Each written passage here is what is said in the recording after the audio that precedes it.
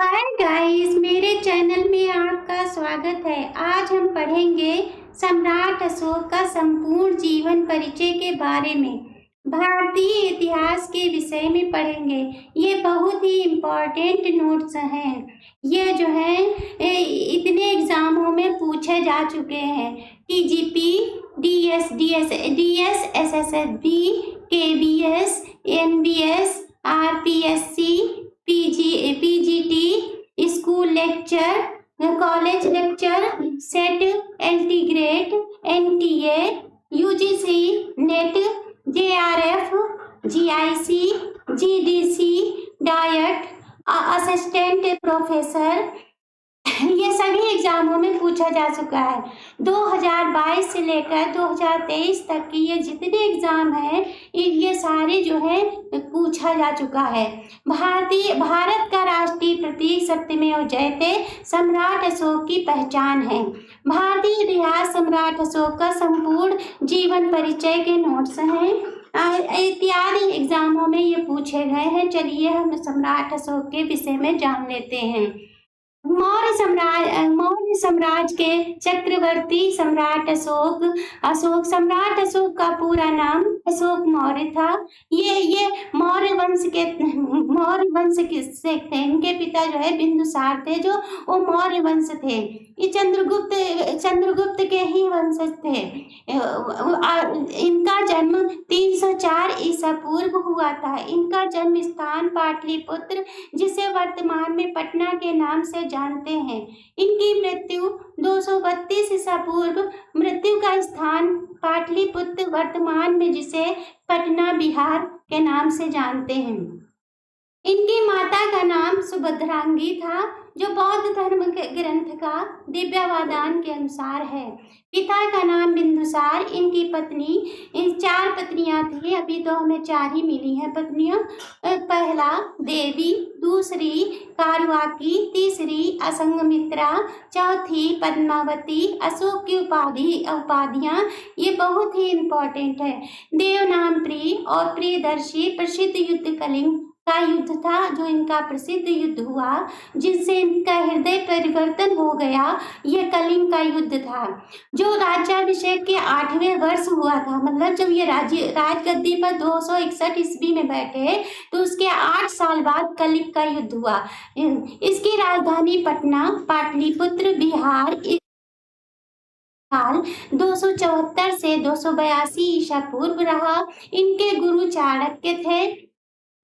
राष्ट्रीय चिन्ह अशोक स्तंभ को यूपी के सारनाथ से लिया गया है। सारनाथ में अशोक स्तंभ बना हुआ है, जिसके अवशेष आज भी सारनाथ में मिल जाएंगे। मतलब जो है इनके अवशेष जो है अशोक स्तंभ के अभी भी सारनाथ में मौजूद है। सारनाथ में अशोक स्तंभ को चुनार के बलुआ पत्थर के रीप 45 फुट लंबे प्रस्तर खंड से निर्मित किया गया है। अभिलेखों की खोज 1750 ईस्वी में जब सबसे पहली खोज हुई थी, तो 1750 ईस्वी में टी पैंथलर ने की थी, और दिल्ली के मेरठ में की थी। दिल्ली जहाँ दिल्ली है और मेरठ में स्थित स्तंभ से लिया गया था। सम्राट अशोक के अन्य नाम देवनाम प्रियदर्शी की पहचान श्रीलंका का शासक जो था, एक था देवनाम प्रिय तिस, जिसका नाम था, उसके समान इसकी पहचान दी गई है। भारत के पूर्व भाग से अशोक के स्तंभ प्राप्त नहीं हुए।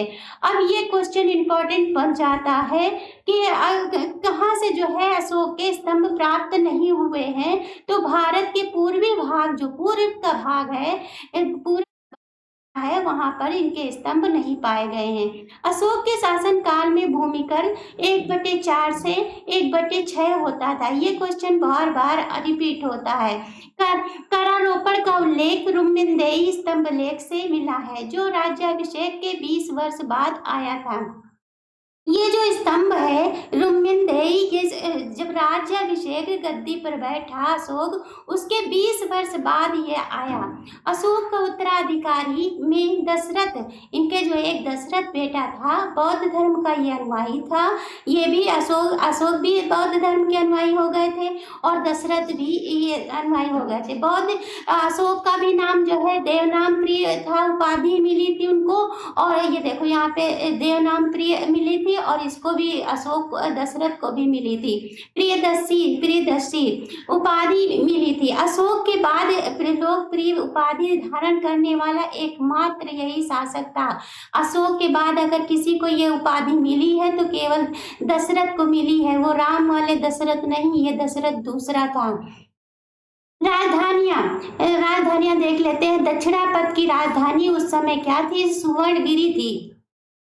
ये दक्षिणापथ है जो, उसकी राजधानी उस समय सुवर्णगिरी थी। उत्तरापथ की राजधानी से तक्षशिला थी।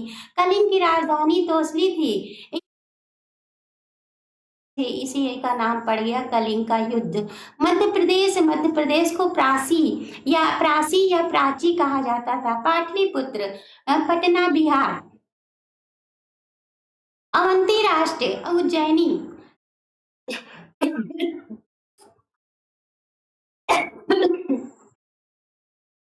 सम्राट अशोक के अभिलेखों में वंशावली का उल्लेख नहीं मिला है।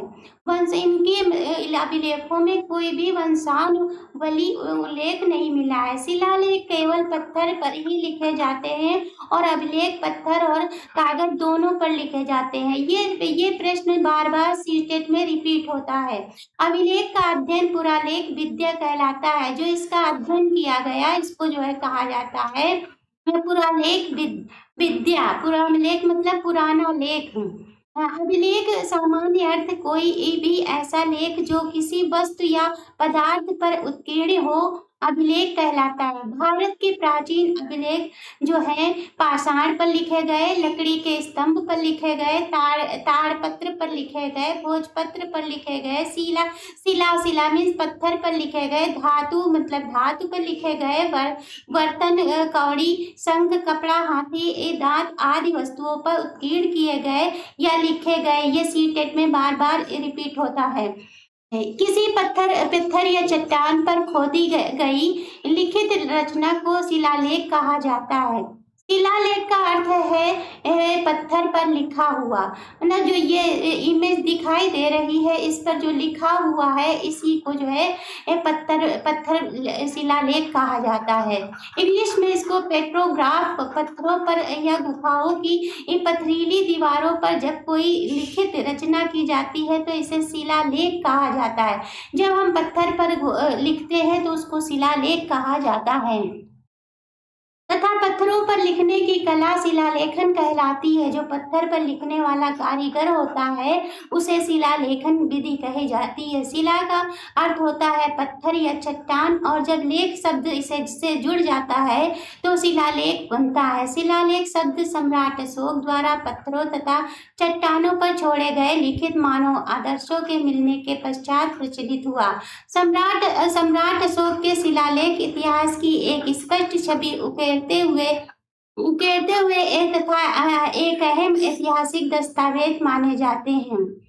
सर्वप्रथम मास्की लेख में अशोक का नाम पढ़ा गया था। जो अशोक का नाम है, अशोक का नाम देवनाम प्रियस और अशोकस पढ़ा गया था। वो जो है किसमें पढ़ा गया था? मास्की में। सम्राट के जो व्यक्तिगत नाम थे मास्की, गुर्जरा, नेटूर, उड़े गोलम लेखों में मिलता है। ये जो अभिलेख हैं इनमें मिलता है ये नाम सारे। मास्की अभिलेख कर्नाटक के रायपुर जिले में स्थित है। कर्नाटक के जो रायपुर जिला है वहां पर ये मास्की जो है अभिलेख पाया जाता है। अशोक के दीर्घ 14 शिलालेख मिले हैं। जो शिलालेखों की संख्या है कितनी है? 14 है। और जो है जिसे चतुर्दश शिलालेख कहते हैं। अशोक के शिलालेख गुजरात के काठियावाड़ में जूनागढ़ के समीप गिरनार की पहाड़ी पर स्थित है। है जो अशोक के शिलालेख गुजरात के काठियावाड़ में जूनागढ़ के समीप गिरनार की पहाड़ी पर स्थित है। राजस्थान इतिहास के जनक कर्नल जेम्स डॉड कहे जाते हैं। जो राजस्थान के इतिहास के जनक है उनको कर्नल जेम्स डॉड डॉड कहा जाता है। 1818 ईस्वी से 1821 के मध्य मेवाड़ उदयपुर प्रांत के पॉलिटिकल एजेंट थे। इन्होंने जो है घोड़े पर घूम घूम कर राजस्थान का इतिहास लिखा। अशोक के शिलालेख प्राकृत भाषा में लिखे जाते हैं तथा इनकी लिपि ब्राह्मी व खरोष्टी है। मध्यकालीन भाषाओं को संयुक्त रूप से प्राकृत भाषा कहा जाता है। और लिपि और जो है प्राकृत भाषा में अंतर होता है। भाषा ये होती है जैसे हिंदी है, इंग्लिश है, तमिल है, मराठी है, ये सब गुजराती है, ये सब क्या हुई, भाषा हुई। और ये लिपि अलग होती है। लिपि होती है जो लेखन का जो हम लोग लिखते हैं, आ से ज्ञ तक लिखते हैं और A to Z लिखते हैं, वो जो है लिपि हुई। ब्राह्मी व खरोष्टी है। मध्यकालीन भाषाओं को संयुक्त रूप से प्राकृत भाषा कहा जाता था। जो मध्यकालीन हुआ, जो इतिहास का मध्यकालीन था, उसमें जो है जो भाषाएं जो यूज की गई वो जो है प्राकृत भाषा थी, जिसमें से मगधी भाषा अधिकतर शिलालेखों की मुख्य भाषा है। और अब पूछ दिया जाए कि प्रमुख शिलालेख की प्रमुख भाषा कौन सी है, तो ये है मगधी भाषा तथा ब्राह्मी लिपि के प्रयोग से लिखी गई। और ये किसमें लिखी गई, ब्राह्मी लिपि के प्रयोग से लिखी गई। अशोक ने धर्मराज की उपाधि धारण की। क्यों धारण की, क्योंकि इसने जो है कहते हैं जो है राजगद्दी पाने के लिए सम्राट अशोक ने अपने ही 99 भाइयों को मार दिया था, नरसंहार किया था। और युद्ध हुआ जो है नंद से युद्ध हुआ, तो महापद ये देखो दिया है, महापदम नंद से हुआ युद्ध, तो जो है ये इसने नरसंहार किया, तो इसको हृदय परिवर्तन हो गया इसी स्थान पे। तथा इसके इस शिलालेखों में अटवी जाति का उल्लेख पाया जाता है। जो अटवी जाति की होती थी, जो जातियां बटी हुई है, ये कोई अटवी जाति होती थी, वो जो है 13वें शिलालेख में पाया गया है। 13वां शिलालेख अशोक के राज्याभिषेक के 8वें वर्ष कलिंग विजय का उल्लेख है। सीमावर्ती राज्यों और 5 यूनानी राजाओं का उल्लेख है। अशोक अपने उत्तराधिकारियों को धम्म विजय के लिए कहता है। अब ये अपने उत्तराधिकारी को तो कहता ही है, अपने 2 पुत्र और पुत्री को भेजता है श्रीलंका, धर्म प्रचार के लिए भेजता है। और जो जितने भी सैनिक थे उसके सबको जो है धम्म धारण करने का आदेश देता है। वर्तमान उड़ीसा राज्य प्राचीन काल में कलिंग के नाम से प्रसिद्ध था। जिसे हम उड़ीसा कहते हैं, पहले इसी का नाम कलिंग था। पहले ये नंद वंश के शासक महापद्म नंद के साम्राज्य का एक अंग था। ये जो महापद्म नंद है, इसकी हत्या जो चंद्रगुप्त मौर्य ने की थी। ये मौर्य वंश का राजा था चंद्रगुप्त मौर्य, जिसके गुरु जो है चाणक्य थे। अशोक के भी गुरु जो है चाणक्य हुए। किसी भी साक्ष्य में कलिंग के शासक का नाम ज्ञात नहीं है। भाबरू एक अभिलेख है। ये राजस्थान के जयपुर जिले के विराटनगर में स्थित है। ये जो है भाबरू एक शिलालेख है। जो शिलालेख है उसे जो है राजस्थान के जयपुर में स्थित है, जिसमें अशोक ने बौद्ध धर्म का वर्णन किया है। किसने किया है, अशोक ने स्वयं जो है वर्णन किया है बौद्ध धर्म का। शिलालेख अशोक के बौद्ध धर्म का अनुयायी होने का सबसे बड़ा प्रमाण है। ये अशोक के शिलालेखों में से एकमात्र शिलालेख है जो बेलना आकार आकृति का है। तीसरा लेख जिसके दाईं ओर 14वां लेख है, जिसमें बुद्ध धम्म संघ है, जिसे भाब्रू अभिलेख कहते हैं। ये भाब्रू अभिलेख कैसा है, बेलनाकार है। और इसमें वर्णन किया किसका है, बुद्ध धम्म संघ का इसमें वर्णन किया गया है। 1837 ईस्वी में कैप्टन बर्ट ने बीजक पहाड़ी से अशोक के भाब्रू शिलालेख की खोज की थी। और किसने भाब्रू शिलालेख की खोज किसने की थी, कैप्टन बर्ट ने की थी। इसमें अशोक द्वारा बौद्ध धर्म संघ और धम्म के प्रति निष्ठा व्यक्त की गई है। जो अशोक की निष्ठा थी उसको व्यक्त किया गया है। भाब्रू शिलालेख वर्तमान में कलकत्ता के संग्रहालय में रखा गया है। जो कलकत्ता में संग्रहालय सरकार ने उसको इसको जो है बब्रू शिलालेख को रख दिया है। शिलालेख में अशोक को प्रियदर्शी कहा गया है। अब पूछ दिया जाए से प्रियदर्शी अशोक को प्रियदर्शी किस लेख में कहा गया है, तो भाब्रू शिलालेख में कहा गया है। 13वां शिलालेख अशोक के राज्याभिषेक के 8वें वर्ष कलिंग विजय का उल्लेख है। अब 13वें में जो है कलिंग युद्ध का वर्णन किया गया है। सीमावर्ती राज्य और 5 यूनानी राजाओं का उल्लेख।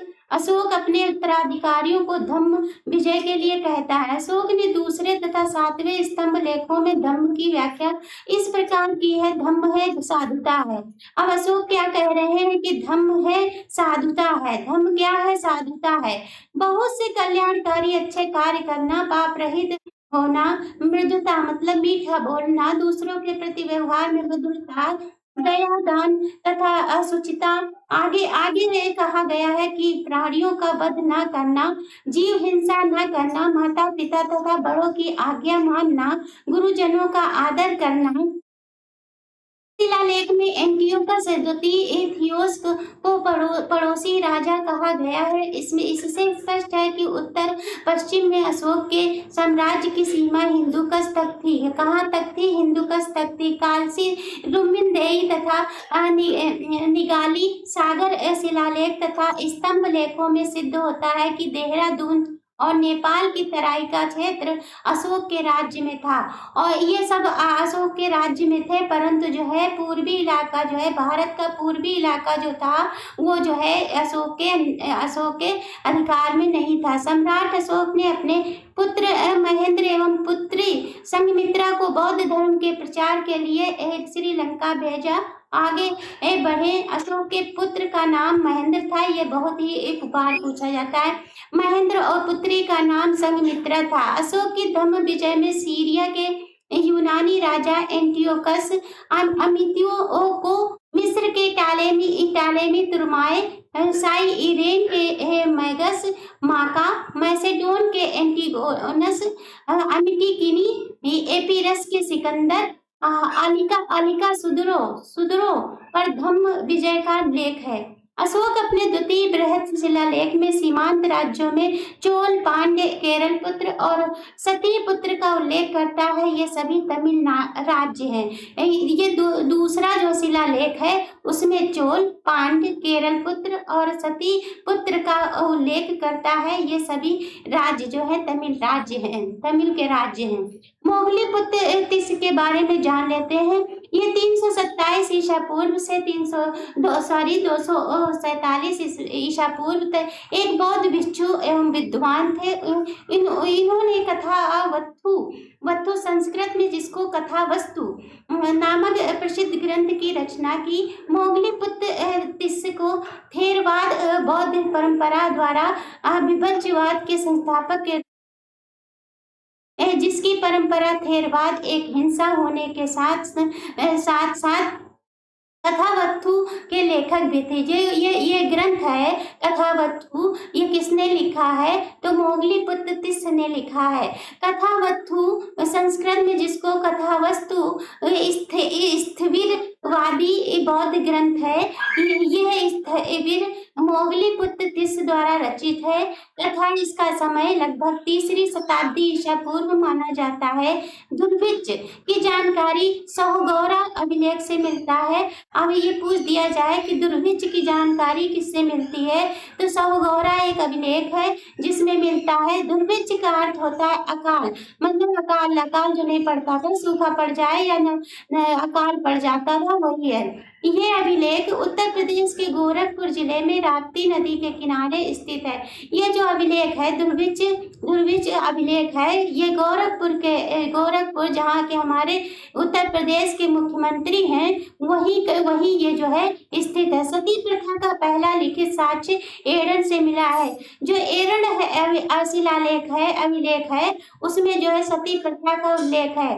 अशोक के प्रथम शिलालेख में नरबली की निंदा की गई है जो गिरनार पर्वत पर स्थित है। अब जो प्रथम शिलालेख था उसमें नरबली की हत्या की गई है। बिंदुसार का उत्तराधिकारी सम्राट अशोक गद्दी पर बीसी पुत्र था। अशोक ने अपने बड़े भाई सुशील की हत्या कर दी। अब यहाँ भी देखो, अपने बड़े भाई की हत्या कर दी। इन्होंने राज्य के खातिर अपने ही 99 भाइयों की हत्या करके राजगद्दी पर बैठा। इनकी माता का नाम सुभद्रांगी था। सम्राट अशोक ने अपने पुत्र महेंद्र और पुत्री संघमित्रा को बौद्ध धर्म प्रसार के लिए श्रीलंका भेजा था। सम्राट अशोक गद्दी पर बैठने के समय अवंती राज्य का राज्यपाल था। ये भी बहुत आता है। अरे हर एक प्रश्न जो है इसका इम्पोर्टेंट ही है। उस समय अशोक का शासन 5 प्रांतों में था। कितने प्रांतों में था? 5 प्रांतों में था। उस समय प्रांतों को चक्र, कुमार, आर्यपुत्र कहते थे। जो इसके नाम थे ये इसको कहते थे। गुर्जरा अभिलेख और मास्की अभिलेख नाम अशोक मिलता है। सम्राट अशोक को आधिकारिक नाम ऑफिशियल नाम होते हैं, जैसे हमारे आधार कार्ड में होते हैं या किसी परिचय आईडी में होते हैं, वो नाम प्रियदर्शी था। क्या था? आधिकारिक नाम प्रियदर्शी था। राष्ट्रीय उपाधि देवा नाम प्रिय था। जो राष्ट्रीय उपाधि मतलब पूरे राष्ट्र में नेशनल उपाधि मिली थी वो जो है देवनाम प्रिय थी। कलिंग युद्ध के 8वें वर्ष 261 बीसी में गद्दी पर बैठा। कलिंग नरेश खारवेल का संबंध हाथी गुम्फा अभिलेख से है।